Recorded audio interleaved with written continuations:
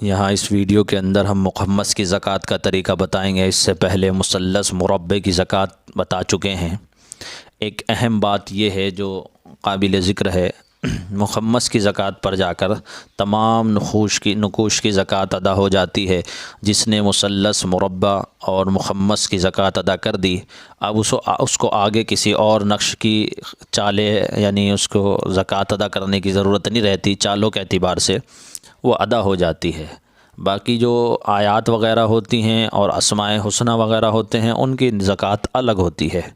ये तो नुकूश की चाल जो होती है, चाल की ज़कात है। ये जो हम आयत भरेंगे तो उसकी एक चाल होती है, यहाँ से यहाँ लिखना, एक यहाँ लिखना है, दो यहाँ लिखना है, तीन कहाँ लिखना है, इस तरीके से ये एक चाल होती है। इस चाल की ज़कात अदा होती है। चाल की ज़कात अलग होती है, हर वीडियो में हम बता रहे हैं। और जो उसके अंदर भरी जा रही हैं चीज़ें, उनकी ज़कात अलग होती है। दोनों ज़कातें अलग अलग होती हैं। इसके अंदर जो कमज़ोर होंगे उनके अमलियात भी कमज़ोर पड़ेंगे। और ये उसूल जो है, एक शरीयत का उसूल होता है, एक फ़न का अपना उसूल होता है। दोनों उसूल हैं। शरीयत के उसूल के तौर पर तो कोई इसकी ज़रूरत नहीं, और क्योंकि ये अपना एक फ़न अलग है, लेकिन इस फ़न के अंदर इसकी ज़रूरत पड़ती है और शरीयत ने भी इसकी इजाज़त दी है, कोई ये मना नहीं है। मुखम्मस की ज़कात का तरीका ये है कि एक ही चाल से 65 नक्श रोज़ाना लिख कर आटे में गोलियां बनाकर पानी में डालें। ये 65 ही क्यों है, एक बात यहाँ ये बतानी, वही पीछे मैंने जो बताई थी 15 का नक्श, और उसके बाद जो है वो क्योंकि मुरब्बे में था तो उसका 34 का नक्श था, तो 34 क्योंकि उसमें आता है, ये 65 का नक्श कहलाता है। तो इसके 65 दिन हैं और 65 ही इसके नक्श रोज़ बनने हैं। लेकिन इसके अंदर चारों चालें नहीं आती, ये आप याद रखें। इसके अंदर चारों चालों से ज़कात अदा नहीं होगी, सिर्फ़ इस एक चाल से ज़कात अदा होगी।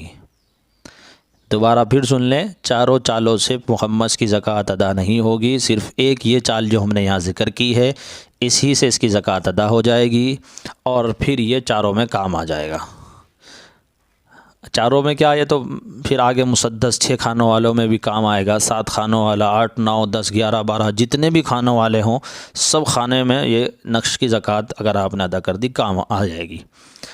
देखिए, 65 दिनों तक के ज़कात की अदायगी के बाद मुखम्मस के 5 नक्श रोज़ाना लिखते रहें। मुखम्मस की ज़कात एक ही चाल से निकलेगी, यहाँ भी हमने इसको लिखा है। उनका तो एक एक नक्श लिखना था चारों में जो पीछे गए हैं, इसके 5 नक्श रोज़ लिखने हैं, क्योंकि इसके एक तरफ से ज़िले में 5 खाने होते हैं। खैर वो तो एक अलग मसला है, लेकिन 5 खाने इसके लिखने हैं। चाल मुखम्मस ये है, यहाँ हमने चाल ज़िक्र की है। इस चाल को आप बगौर देखें और अपने पास नोट कर लें।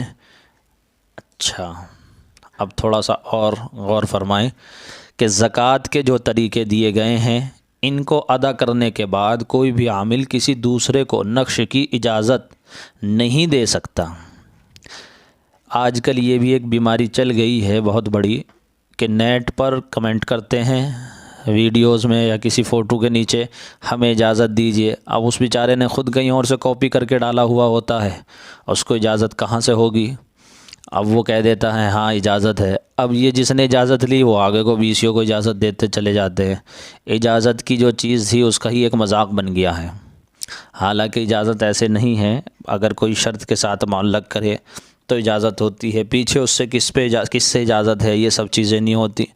अल्हम्दुलिल्लाह हम जो ये कोर्स करा रहे हैं, हमें सलासिल अरबा से भी इजाज़त है, और हमारे पास हमारा पूरा एक शजरा रखा है, और यानी तसव्वुफ़ का जो अल्लाह के नबी तक जाता है, उसमें तमाम नाम हैं सब, जिसने जिससे इजाज़त हुई, क्योंकि ये तसव्वुफ़ से जुड़ी हुई लाइन है फ़न अमलियात की, तो ये उसमें भी उसकी इजाज़तें भी इसमें काम आती हैं, लेकिन इसकी अलग से इजाज़त होती है। हमने बड़े असातिज़ा से अपने किया है कोर्स, और भी बहुत सी चीज़ें। तो खैर बताना ये था कि इस तरीके से इजाज़तें लेते हैं तो वो इजाज़त किसी काम की नहीं होती। ज़कात के जो तरीके दिए गए हैं, इनको अदा करने के बाद भी आमिल किसी को कोई नक्श की इजाज़त नहीं, यानी मुसल्लस मुरब्बे और मुखम्मस की पीछे जो तरीके हमने बताए हैं, उनकी ज़कात निकालने के बाद कोई आमिल किसी दूसरे को इजाज़त नहीं दे सकता। क्यों नहीं दे सकता, देखिए, अलबत्ता जिस आमिल ने नुकूश की ज़कात अकबर निकाल रखी हो, यानी बड़ी ज़कात निकाल रखी हो, वो दूसरों को इजाज़त दे सकता है।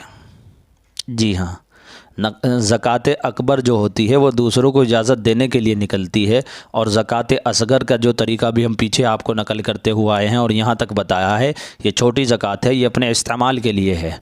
ज़कात अकबर क्या है वो आप आगे देख लेंगे। ज़कात अकबर का तरीका ये है कि तबई नक्श आतिशी चाल से 1.25 लाख मरतबा लिखें। ये नक्श जो हैं यहाँ जैसे मुसल्लस है और वो 15 का नक्श है, तो उसको 1.25 लाख मरतबा लिखना है। आतिशी चाल से 1.25 लाख मरतबा उस नक्श को लिखना है। रोज़ाना कितने नक्श लिखने हैं? 3125 मरतबा लिखकर आग में डालें और लगातार 40 दिन तक लिख कर ज़कात अदा करें। अगर 3125 नक्श रोज़ लिखे जाएंगे तो उसकी ज़कात 40 दिन में 1.25 लाख पूरी अदा हो जाएगी। ये ज़कात अकबर है। अगर किसी को आगे इजाज़त देने का शौक़ है तो वो ये काम करे इसके 40 दिन के अंदर अंदर। और इसमें आप ये समझिए आपके दिन का अक्सर हिस्सा इसी में लग जाएगा। 40 दिन तक इस काम के लिए फ़ारिग होना होगा।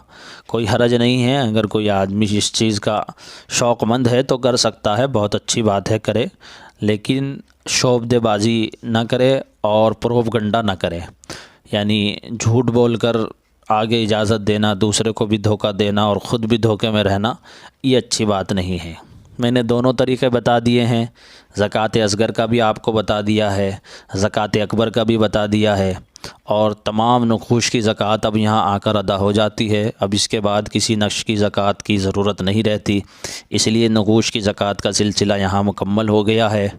अब आगे चंद वीडियोज़ रह गई हैं, उसके बाद कोर्स मुकम्मल हो जाएगा और मुकम्मल होने के बाद फिर सनद जारी की जाएगी। जिन लोगों ने अमल किए हैं और सीखे हैं, फिर उनकी कुछ मालूमात हम मांगेंगे, फिर उनकी सनदें बना दी जाएंगी। जिनके दाखिले हुए थे और उन्होंने वीडियोज़ को नहीं देखा तो उनके नाम भी काट दिए गए हैं कुछ के, और जो पाबंदी से देख रहे हैं हमारे पास रजिस्टर में उनके नाम दर्ज हैं। और फिर अब हम उनकी सनदें तैयार कराएंगे इंशाअल्लाह, और उनकी सनदों की क्या कार्रवाई है उसकी आपको सबको ग्रुप में, जो शागिर्दों का ग्रुप है उसमें आपको उसकी सारी मालूमात मिल जाएगी इंशाअल्लाह।